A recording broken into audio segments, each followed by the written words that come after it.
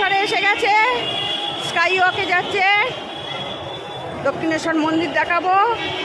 মা এখন ছবি তুলছে। পুজোর ডালা বসেছে স্কাই ওয়াকে, তোমরা এলে নিতে পারো। দেখো বসেছে, দেখতে পাচ্ছ বিভিন্ন ধরনের আচার, নিতে পারো তোমরা এখানে এসে। আপনি গুয়াহাটি থেকে এসেছেন, অরুণ গান্ধী দিনা, আপনি গুয়াহাটি থেকে এসেছেন, আপনার বাড়ির লোক দক্ষিণেশ্বরে এন্ট্রি দিচ্ছি। দেখো দেখো রাত্রিবেলা ভিউটা কত সুন্দর লাগছে দক্ষিণেশ্বরে। অপেক্ষা করছেন অরুণ দিনা, রামকৃষ্ণর ছবি। দক্ষিণেশ্বর কি সুন্দর জায়গা, আমার প্রিয় জায়গা, যতবার আসি মন ভরে যায়। আর এই দক্ষিণেশ্বরের মায়ের মন্দিরটা দেখো কত সুন্দর লাগছে রাত্রিবেলা। আজকে প্রবেশ করবো না, তো মা ভবতারিণী মন্দিরটা বাইরে দিয়েই দর্শন করছি, কারণ মাছ মাংস খেয়ে ফেলেছি, পুজো আর দিতে পারলাম না, অন্যদিন এসে দেব। খাবারের দোকান হয়েছে, বাপ রে বাপ। স্বামী বিবেকানন্দ দেখতেই পাচ্ছ দাঁড়িয়ে আছে। দক্ষিণেশ্বরের অবদান কম নয়।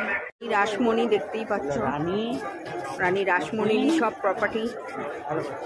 স্বামী বিবেকানন্দ, রানী রাসমণি আর রামকৃষ্ণ, তিনজনের যোগসূত্র।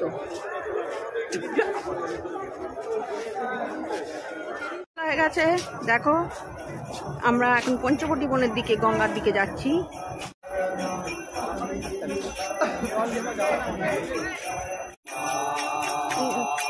তোজো বাবা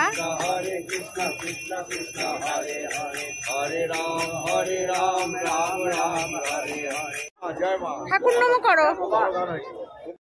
রাত্রিবেলা শিবের মন্দিরগুলো কত সুন্দর লাগছে, কারণ যেহেতু বন্ধ হয়ে গেছে ঢুকতে পারছি না। তো রাত্রিবেলা দেখো আলো দিয়েছে, কত সুন্দর না লাগছে। রাত্রিবেলার বালি ব্রিজ এপার থেকে ওপারটা এত সুন্দর লাগে, মানে কি বলবো। বন্ধুরা পঞ্চবটী বনে যেতে পারলাম না, গঙ্গার দিকটা যেতে পারলাম না, কারণ এখানে একবার টাইম ওভার হয়ে গেছে, বের করে দিচ্ছে। আগে যেমন পঞ্চবটী বনে খুব বসতাম, বাদাম খাওয়া যেত, এখন সব বন্ধ করে দিয়েছে।